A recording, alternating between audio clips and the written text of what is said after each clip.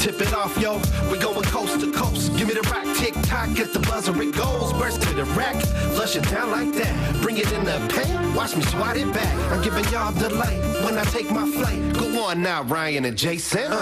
This is the ABC 12 Highlight Zone, sponsored by Applebee's. Welcome to the Highlight Zone. I'm Ryan Slocum. Jason Lewis is on assignment at the Michigan State basketball game covering the Larry Nassar scandal. He will join us in a few minutes. First, some high school hoops. We will begin with the only unbeaten team in the Saginaw Valley League. It is Mount Pleasant taking its perfect record into Saginaw Heritage. Joseph Ostrowski putting on a show. The behind-the-back feed to Mason Wojciech. He lays it in. Then it's Ostrowski. The Tim Hardaway killer crossover and finger roll finish. They can't stop him, but the Hawks aren't going anywhere. Jacoby McLaurin hops into the corner. He knocks down the rainbow triple. Then it's number 3, Luke Telder in the other corner for another 3. Heritage hands Mount Pleasant its first loss of the season, 58-56. We'll keep it in the Saginaw Valley League. Midland Dow at Carman Ainsworth. Jacavian Lewis gets the Cavs going off the inbound. J.K. finds nothing but the bottom. A couple of minutes later, it's J.K. for 3 again. He would finish with 12 points in front of the Northwood staff. They are highly interested in him. CA keeping it running. Omari Duncan and 1. The Cavs led it by 13 at that point. Jacob Stone cuts into it. 3 in the corner, but they would not be able to catch him. Jamarion Houston, bucket, foul. Carman Ainsworth beats Dow 65-48. Over to the GAC, Gary Barnes sitting on 398 wins. His Martians were at Hamady. First quarter action, the Martians throw it away. Ollie Brewster takes it in for the finish. Matai Swain was eaten early. He glides down the baseline for the left-handed score. Then it's Latrell Fordham going behind the back to Swain. He puts in 2 more. Goodrich with a 3-point lead, but the Hawks take over. Isaiah Menefield off the feed from Roswan Brewster. Then it's instant offense. Ali with the up and under. His left stroke just went viral. Hamady beats Goodrich 76-63. The 3-time defending state champion Beecher was at Lake Fenton. The Bucks waste no time. Jalen Terry kicks it ahead to Dominic Williams, who bounces it home. Later, it's Ernest Sanders. Can't get it to go, but Theatris King is there. TK drops the reverse. Beecher with a 10-point lead. Luke Tomczak trying to do something about it. He gets to the rack, avoids the block, and gets it to drop. But the Bucks have too many weapons. JT from straight away. He scored 12. Beecher wins 57-26. Metro League action. The defending champs Flushing at Holly. Raiders getting busy in the third. Aiden Harrison inside to Braylon Williams. The big man slides inside for the reverse. Isaiah Franklin comes right back at him. He drives through traffic, off the glass and in. Very next possession, Cade Andrew takes the pass from Michael Banks. He cans the triple to tie it at 25. This game keeps going back and forth. Noah Bayless off the high glass for the Bronco bucket. Holly up 5, but the Raiders come back. Cal Endicott, strong move. He holds off the defender and puts it in. Then in the final minutes, Logan Murphy with the takeaway and the breakaway. Length of the court to put it away. Flushing holds off Holly 49-44. We'll keep it in the Metro. Owasso was at Linden. Eagles showing off the range. The freshman, Blake Lund, with no hesitation and no rim. Back the other way, Cole Mallory with the show and go. Oh, Cole does not let Nas down. The scoop in the hoop. The Eagles going inside this time. Brendan Miller with the no-looker to Noah Giacomontino. And then you got to love the shot of the freshman, Balake, this time from Steph Curry range. Then it is Noah again, this time in the high post. Here it comes, the turn and gun off the window. The Eagles rolling to win this one. Owasso falls to Linden 62-38. in Burton. Genesee was at Bentley. The Wolves trying to pull out of a hole, and this will help. Tyler March, the corner for 3, plus the foul and the celebration of the night. Bentley had some sweet hoops as well. I'd love to give you some love, my man, but number 42, you're not on the roster. Yeah, knocks down the J, then 4 deuce with a nice drive through traffic. Then it's my man, number 14, right in front of you for 3. Bentley goes on to win it, 62-45. I need to stop talking for a while. It is halftime in the Zone, and we are going to check out the ladies. Couple of big-time matchups, including the crossover between 2 ranked teams in the Tri-Valley. Those highlights and more next in the Zone. Show me the highlights. Welcome back to the Zone. Time to check in with the ladies, beginning with a big-time crossover game in the Tri-Valley. 6th-ranked Freeland hosting 5th-ranked and unbeaten Hemlock.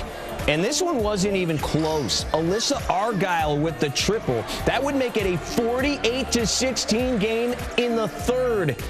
And they're not done. Caden Blanchard has the rebound come all the way out right to her. She's going to knock down a 3 of her own. Falcons hitting the ground now for the loose ball. Taylor Bakos inside, lays it in. Hemlock doesn't stop fighting, though. Nice putback here, but they needed a whole lot more of those. Freeland doubles them up, +1, 71-35. Off to the GAC. Goodrich has a 2-game lead in conference play over Hamady. Pick it up late in the 3rd. Diamond Pate takes the inbound pass, the bucket, and the foul. The Martians take a 1-point lead. Pate scored 10. Back the other way. Sasha Penn hitting them with the stop and go. This would put the Hawks back on top. Sasha had 22 points, 7 assists, and 5 steals. Maddie Volkler coming off a 41-point game. She dropped 29 in this one, but it would not be enough. Ariana Naylor, 17 and 12. She misses here, but Shade Rouser is there to clean up the mess, and Hamady wins it 49-44. And in the SVL, Midland making that hour drive to Davison. Adrian Gill jacking that 3 up. It's no good, but that's fundamentals right there. Follows her own shot and puts it in. Later, Ellie Timmons, the skip pass to Stephanie Ramoe. She drops the triple for Davison. But then the Chemics' top gun takes over. Maddie Berry stops, steps through. She hits the short J. Then on the break, it's Berry again. This time getting strong with those pull-ups. And it's Midland getting the W. For more action, let's check out our Sarah Toyota of Saginaw Spotlight scoreboard. Carmen Ainsworth's girls, they win again, 65-48 over Midland Dow. On the boys' side, Corunna, big win over Mount Morris, 63-37. The second-ranked team in Class A, Heritage Girls, win it 66-20 over Mount Pleasant. Meanwhile, McKenna Walker drops 25 points. She and Bay City Western roll Powers 65-36.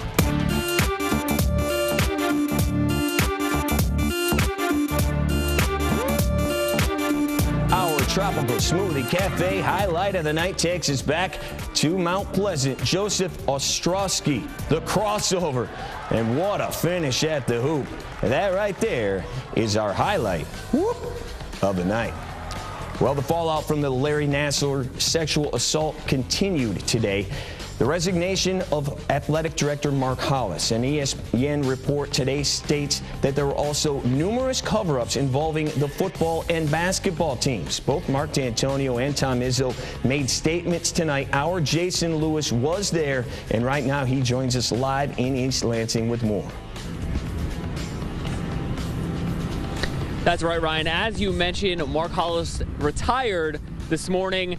And then this afternoon, all came out that the basketball and football programs could potentially and allegedly were involved in a sexual misconduct and violence against women cover-up. Now, both coaches kind of took a little bit of a different approach. Tom Izzo went more on the survivor side, where Mark D'Antonio came out and said the allegations were false. Any accusations of my handling of any complaints of sexual assault individually are completely false. I've always worked with the proper authorities when dealing with the cases of sexual assault. We have always had high standards in this program, and that will never change. The values that we teach to everyone in this program will be enforced. And still, our top priority in this healing process is for our courageous survivors. And as a campus community, we do need to come together as Spartans to be a part of that healing process, and that's going to fall on all of us. As far as the reports today, we will cooperate with any investigation going forward as we have always done. And that's about all I have to say about it. I want to thank our students. I thought the teal shirts was awesome, and I thought the way the crowd responded to our team was special. But honoring our survivors was really neat that our students did it. And as you heard there, Tom Izzo's focus was all survivors. And as he mentioned, all the students in the student section wore teal tonight. They actually weren't allowed to bring signs into the game for this one. They will be for the next game, but the teal was the focus, and as were the survivors. Now, a lot of reports came out this afternoon that there could be resignations from both Izzo and D'Antonio. Both of them nixed that right away in their press conferences this afternoon. Both of them will still be here, and they're here for the long haul. Ryan, back to you.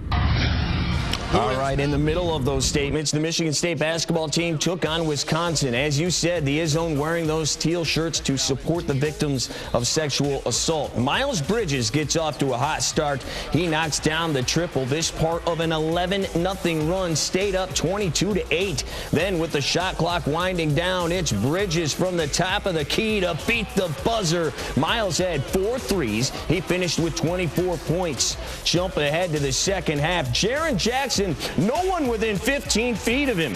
That gives State a 15-point lead. MSU wins by 15, 76-61. Also in the OHL, the Spirit lose in Kitchener 6-2. The Firebirds lose as well in Guelph 5-3. We'll see you right back here next Friday night.